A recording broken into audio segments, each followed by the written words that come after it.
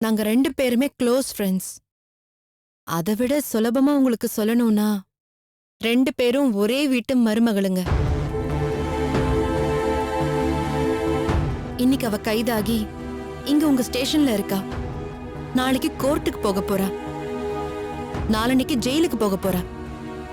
வாழ்க்கை ஒவ்வொருத்தரையும் ஒவ்வொரு விதமா திசை திருப்பி அடிச்சு அடி விளையாட்டு காட்டியிருக்கு. இந்த நேரத்துல சுப்பு கிட்ட நான் பேசக்கூடிய 1-2 வார்த்தையாவது அவ மனசு தொட்டு அவளை மாத்த முடிஞ்சதுன்னா நான் ரொம்ப சந்தோஷப்படுவேன் மேடம். சரிம்மா, சீக்கிரம் போய் பேசிட்டு வா. சுப்பு,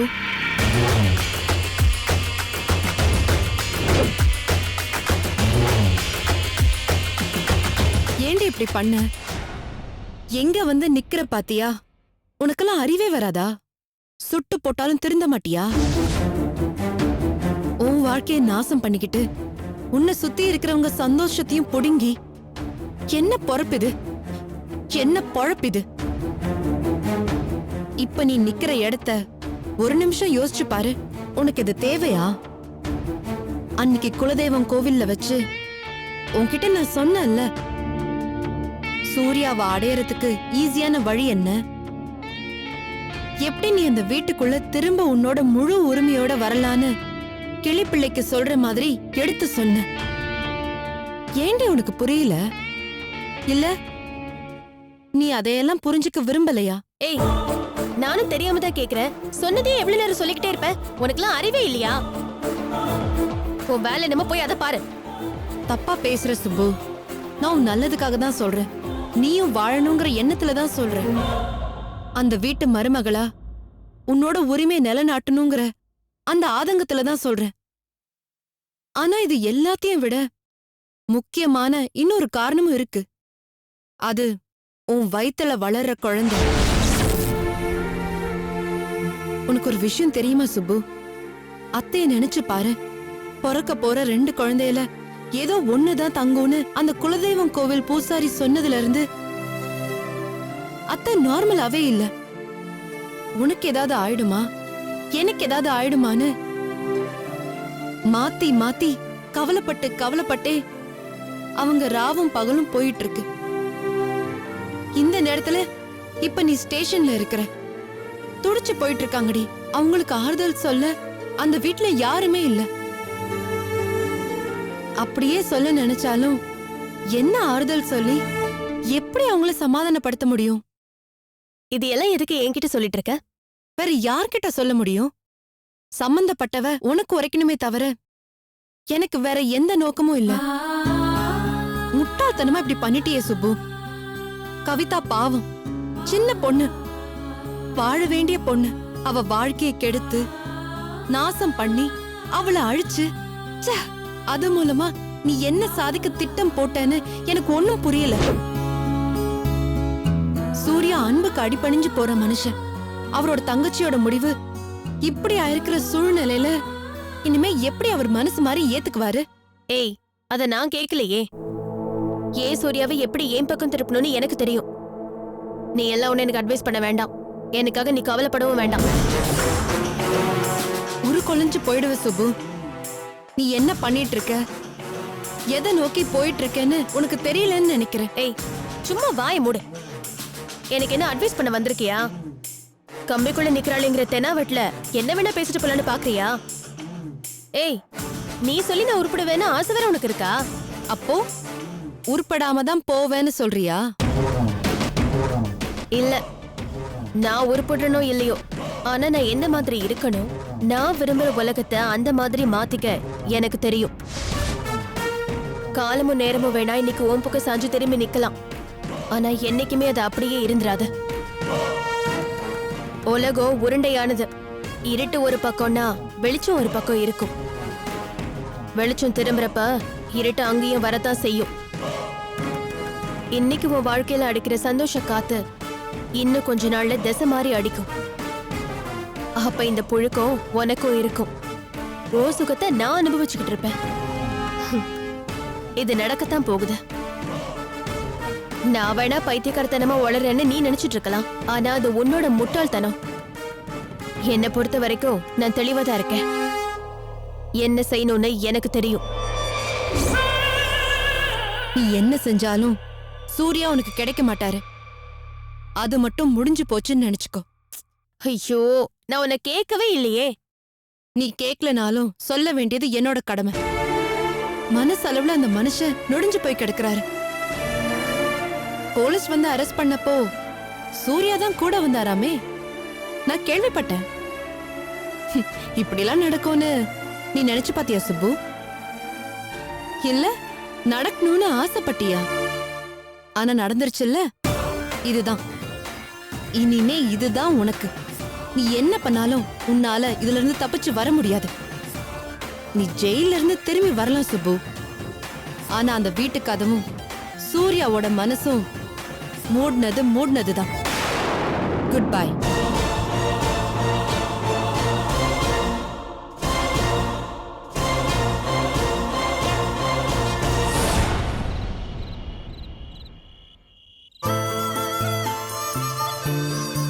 என்னங்க, சாப்பிட வாங்க.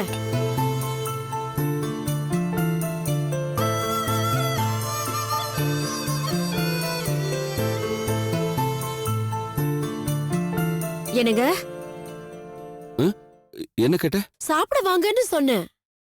எனக்கு பசிக்கல கோமதி. சாப்பிட பிடிக்கலன்னு வச்சுக்கோயேன். நீங்க எல்லாம் போய் சாப்பிடுங்க, போங்க. ஏங்க இப்படி இருக்கீங்க? எத்தனை நாளைக்கு இப்படி சாப்பிடாம தூங்காம இருப்பீங்க? எந்திரிச்சு ஆக வேண்டியதை பாருங்க. இப்படி எதையும் பறி கொடுத்த மாதிரி எப்ப பார்த்தாலும் ஒரே இடத்துல உட்கார்ந்துட்டு இருக்கீங்க. பார்க்கிறதுக்கு ரொம்ப சங்கடமா இருக்குங்க. என்னால வேற எதுவும் பண்ண முடியலையே கோமதி. கையால் ஆகாதவன் ஆயிட்டனே. நினைச்சு பார்த்தா வேதனையை தாங்க முடியல. அந்த பொண்ணு பாவம். கிராமத்துல பாட்டியோட அவ சந்தோஷமா இருந்திருப்பா. சரி, நம்ம குடும்பத்தை அழிக்க வந்தவதான். உண்மை தெரிஞ்சு மனசு மாறினாலும், ஊர்ல அதை நினைச்சு அவ ஃபீல் பண்ணிட்டு இருந்தாலும், கல்யாணம் காட்சின்னு ஒண்ணுமே நடக்கலன்னா கூட உசுறு போற ஆபத்துன்னு ஒண்ணு வந்திருக்காது இல்லையா? வேணாங்க, தயவு செஞ்சு நான் சொல்றது கொஞ்சம் கேளுங்களேன். அந்த பேச்சை இதோட விட்டுடுங்க. முடியலையே கோமதி. குத்தமுள்ள நெஞ்சு குறுகுறுக்குன்னு சொல்லுவாங்க. நான் பண்ண தப்பு என்ன கொல்லாம கொன்னுகிட்டு இருக்கு. கவிதாவை நான் நம்ம வீட்டுக்கு கூட்டிட்டு வந்திருக்க கூடாதுன்னு எனக்கு இப்ப தோணுது. இதத்தாங்க நான் அன்னைக்கே சொன்னேன். நீங்க என்ன தப்பா நினைச்சீங்க. விரோதி மாதிரி என்ன பாத்தீங்க. நான் ஒண்ணு யோசிக்காம பேசலங்க. உங்க தம்பியோட பொண்ணு மேல உங்களுக்கு இருக்கிற பாசத்தை புரிஞ்சுக்க முடியாத அளவுக்கு முட்டாள் ஒண்ணு நான் இல்ல. ஆனா எதிலுமே ஒரு தராதரம் பார்க்கணும்னு ஒண்ணு இருக்குல்ல. யாருக்கு என்ன செய்யணும்னு ஒண்ணு இருக்குங்க. கண்மூடித்தனமா அள்ளி கொடுக்கறது எப்பவுமே இப்படி கஷ்டத்தை தான் கொண்டு வந்து சேர்க்கும். அப்படி ஒண்ணு நான் அள்ளி கொடுக்கலையே. சொல்ல போன எதையும் கிள்ளி கூட கொடுக்கல. அந்த பொண்ணுக்கு ஒரு கல்யாணத்தை பண்ணி வைக்கலாம்னு நினைச்சேன். அதுவும் பாதிலேயே பாழா போச்சு. திரும்ப திரும்ப இதையே பேசிட்டு இருந்தீங்கன்னா ஆக போறது எதுவுமே இல்லங்க. நீங்க தயவு செஞ்சு அந்த கவிதாவை பத்தி பேசுறது முதல்ல நிறுத்துங்க. நம்மள பத்தி முதல்ல யோசிங்க. நம்ம குடும்பத்தை பத்தி யோசிங்க. இன்னைக்கு நம்ம மருமக ஜெயில்ல இருக்கா. அவளை பத்தி கொஞ்சம் யோசிங்க. அவ வயத்துல நம்ம குடும்பத்தோட வாரிசு வளர்ந்துகிட்டு இருக்கு. அத பத்தி கொஞ்சம் நினைச்சு பாருங்களேன். இதை எல்லாத்தையும் விட்டுட்டு போதும் கோமதி. சுப்புவை பத்தி பேச்சு எடுக்காதுன்னு உங்ககிட்ட பல முறை சொல்லியிருக்கேன். ஏங்க, ஏன் என்ன தப்பு? சுப்புவை பத்தி பேசினா உங்களுக்கு ஏன் இவ்வளவு கோபம் வருது? அவ நம்ம மருமகங்க, நம்ம வீட்டு பொண்ணு. இத நான் உங்களுக்கு எத்தனையோ தடவை சொல்லியிருக்கேன். ஒரு நிமிஷம் நீங்க யோசிச்சு பாருங்க. அன்னைக்கு குலதெய்வம் கோயில்ல பூசாரி என்னங்க சொன்னாரு? 2 கருவுல ஒண்ணுதான் தங்குன்னு சொன்னார்ல. அந்த நிமிஷத்துல இருந்து இப்ப வரைக்கும் என்னால ஒரு நிமிஷம் கூட நிம்மதியா இருக்க முடியல. தட்டுல சோத்து போட்டுட்டு மனசுல அந்த குழந்தைய தான் நினைச்சிட்டு இருக்க. சுபுவும் காயத்ரியும் தான் மாறி மாறி என் கண்ணுல வந்து நிக்கிறாங்க. 2 பேர்ல யாருக்குமே எதுவும் ஆயிடக்கூடாதுன்னு நான் தவிக்கிற தவிப்பு எனக்கு தாங்க தெரியும். தவிக்கிறல உன்னோட வச்சுக்க, விட்டுரு. ஆனா உன்னோட தவிப்பு எனக்கு இல்ல.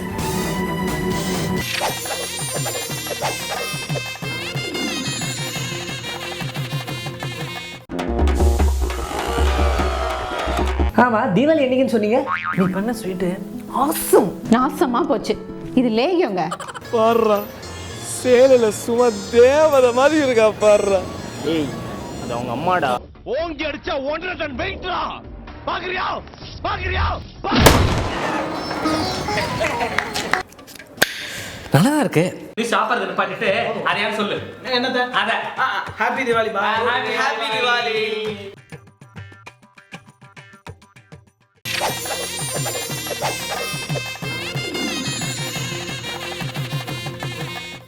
நான் மனசு வருந்தி ஃபீல் பண்றதுல கூட ஒரு தராதரம் இருக்கணும்னு நினைக்கிறவன்.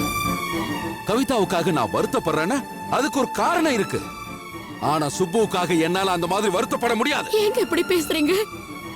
அவ மேல எவ்வளவு அன்பா இருந்தீங்க, எவ்வளவு பாசமா இருந்தீங்க, எவ்வளவு அக்கறையா இருந்தீங்க தெரியுமா?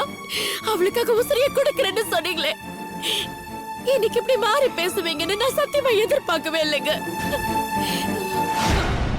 கொலை பண்ணிட்டாளடி, கவிதாவை கொன்னுட்டாளே. இதுக்கு மேல எப்படி நான் அவன் மேல அன்பா இருக்க முடியும்? எப்படி என் மருமகன் நினைப்பேன்? அவ சுமக்கிற சூர்யா குழந்தைய எப்படி என் குடும்பத்தோட வாரிசுன்னு என்னால ஏத்துக்க முடியும்? வேண்டாங்க, தயவு செஞ்சு உங்க வாயால இப்படிப்பட்ட வார்த்தையெல்லாம் பேசாதீங்க. நிறுத்துறியா?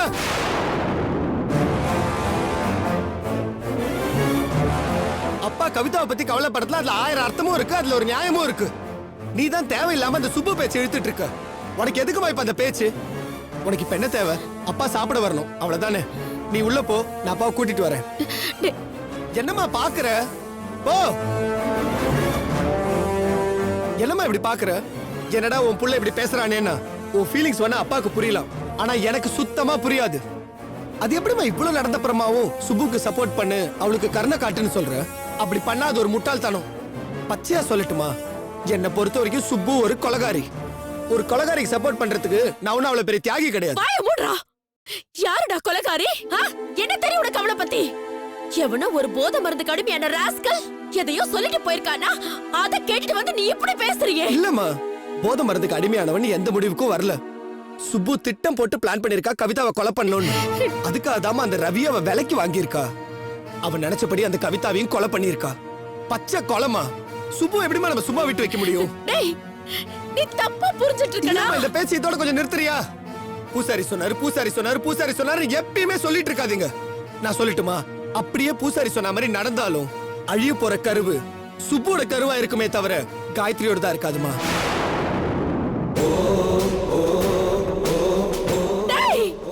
சும்மா பேசாதம்மா. உப்பு தின்னவன் தண்ணி குடிச்சேதான் ஆகணும், தப்பு செஞ்சவன் தண்டனை அனுபவிச்சேதான் தீரணும். இதுதான் நடக்கணும், இதுதான் அந்த இயற்கையோட தீர்ப்பு.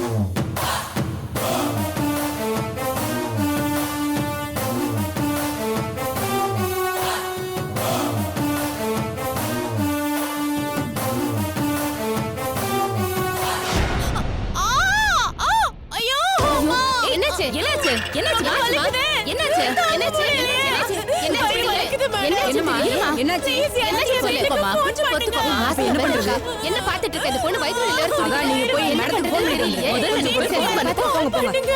கொஞ்சம் பொறுத்துக்கோமா. பொறுத்துக்கோ.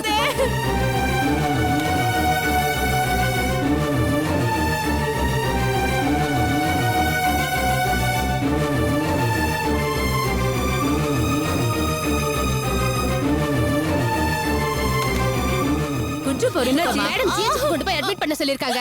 அப்படியா? சரி, எந்திரிமா, எந்திரி. பாத்து பொறுமையா வாமா. பொறுமையா வா. பொறுமையா வா. ஒண்ணும் ஆகாதுமா. புடி போறீங்க. பாத்து நீ பாத்துக்க, நான் போய் சரி. பாத்து பத்திரம். சார் நில்லுங்க. எங்க போறீங்க? மேடம் சுப்பு பார்க்கணும் மேடம். இங்க வந்து பார்க்க கூடாதுங்க சார். இல்லம்மா, அவ வயித்து வலியில துடிச்சிட்டு இருந்தனால இந்த ஹாஸ்பிடல்ல தான் அட்மிட் பண்ணிருக்கிறதா உங்க ஸ்டேஷன்ல நம்ம ஃபோன் பண்ணி பார்க்க வர சொன்னாங்க. கொஞ்சம் பார்க்க அனுமதி கொடுங்கம்மா ப்ளீஸ் ப்ளீஸ். மேடம். சரி சீக்கிரம் பார்த்துட்டு வந்துருங்க. ரொம்ப தேங்க்ஸ் மேடம். ரொம்ப தேங்க்ஸ்மா. சுப்பு, ஐயோ சுப்பு, சுப்பு என்னமாச்சு? சுப்பு என்னாச்சு? சுப்பு என்னமாச்சு? மட்டும் இப்படி எல்லாம் நடக்குது. என்ன பொண்ணுமா நீ?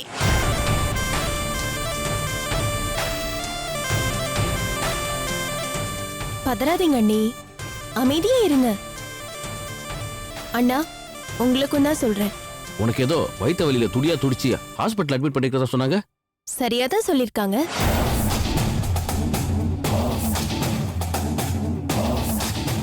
சுப்பு, உனக்கு என்னம்மா பண்ணுது? டாக்டர் வந்து பார்த்தாங்களா? என்னம்மா சொன்னாங்க? குழந்தைக்கு ஒன்றும் ஆபத்து இல்லையே? ஐயோ அண்ணி, ஏன் தான் நீங்க 2 பேரும் இப்படி இருக்கீங்கன்னே தெரியல. எனக்கும் என் குழந்தைக்கும் எதுவுமே இல்ல. அன்னைக்கு சொன்னதை நான் திரும்பவும் சொல்றேன். என் குழந்தைக்கு எப்பவுமே எதுவுமே தப்பா நடக்கவே நடக்காது.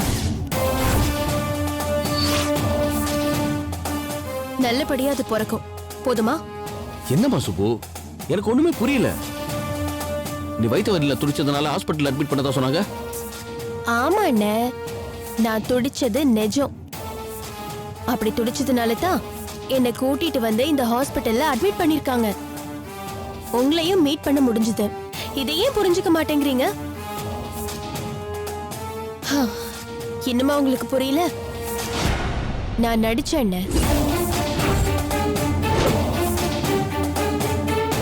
நான் ரொம்ப கரெக்டா நடிச்சிருக்கேன்னு இப்ப எனக்கு புரியுது. அடி பாவி, நடிச்சியா? எங்களுக்கு ரொம்ப பயமா இருக்கு சுப்பு.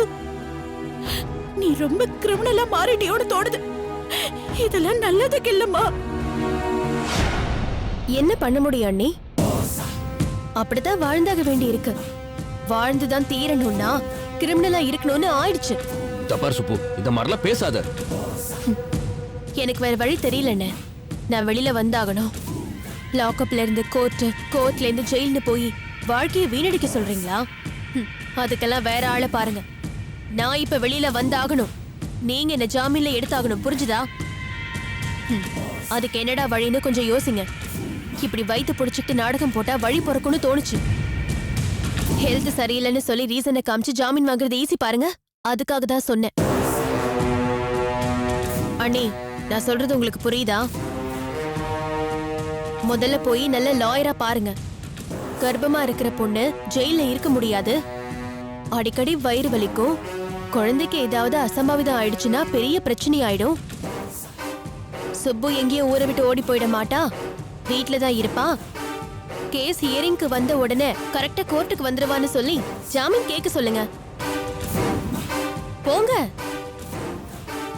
என்ன பாக்குறீங்க? நான் வாழணும்னு. நான் சொல்றது புரியுதா உங்களுக்கு? நான் வாழணும்னு சொல்றது நான் சூர்யாவோட வாழணும்னு அர்த்தம். இந்த பிறவியில கடவுள் கொடுத்திருக்கிற ஒரே வேலை இதுதான்னு நான் நினைக்கிறேன். எப்படியாவது என் சூர்யா என்னோட சூர்யாவா மாறணும்.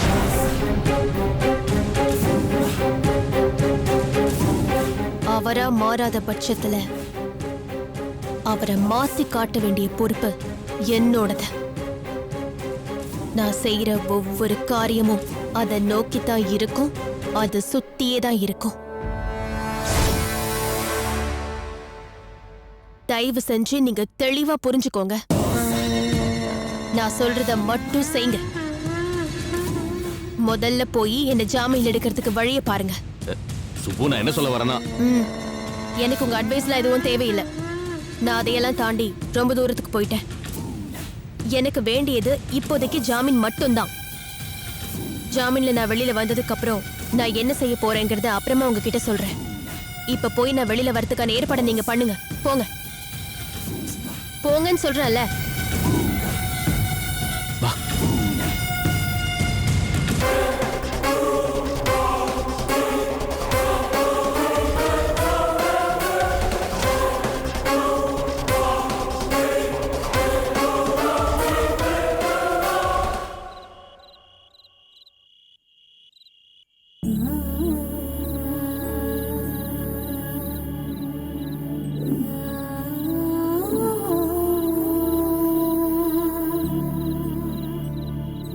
ஏய் வனிதா, என்னடி இந்த நேரத்துல இப்படி வந்து உலாத்திட்டு இருக்க?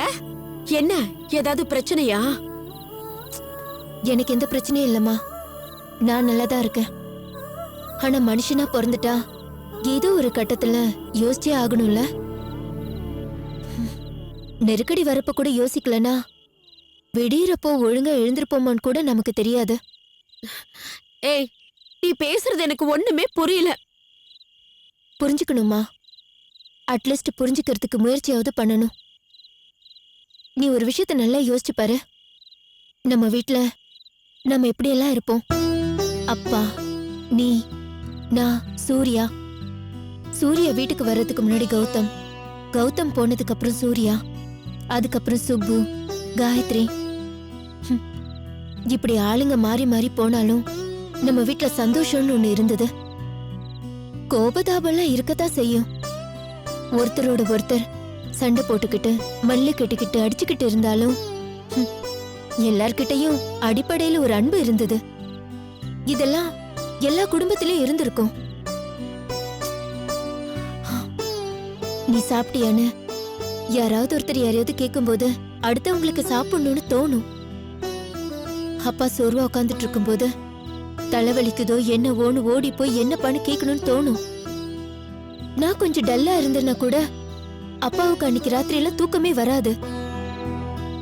இப்ப என்ன இதெல்லாம் உனக்கு ஒரு குறையா?